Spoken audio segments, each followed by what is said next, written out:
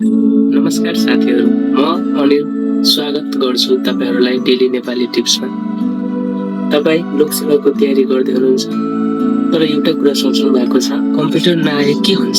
आज पनि धेरै लोक सेवा स्टुडेन्टहरू केवल किताबमै फोकस गर्छ, तर रियालिटी के हो भने एक्जाम पास गरेपछि पनि काम गर्न कम्प्युटर चाहिन्छ। यदि तपाईलाई बेसिक कम्प्युटर पनि आउँदैन भने तपाई जब पाएर पनि स्ट्रगल गर्नुपर्छ। आजको समय डिजिटल हो। सरकारी अफिसदेखि प्राइभेट सेक्टरसम्म सबै काम कम्प्युटरबाट हुन्छ।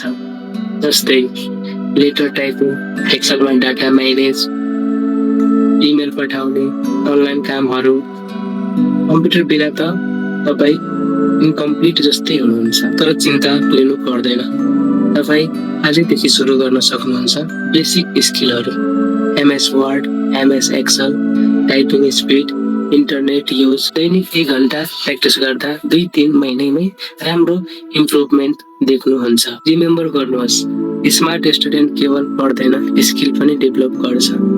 लोकसेवा पास गर्नु मात्र सक्सेस होइन, जबमा राम्रो गर्नु पनि सक्सेस हो। यदि तपाईलाई यस्तै युजफुल भिडियो मन पर्छ भने डेली नेपाली टिप्सलाई सब्स्क्राइब गर्न नबिर्सनुहोला। म अनिल फेरि भेट्ने छु अर्को युजफुल भिडियो लिएर। धन्यवाद।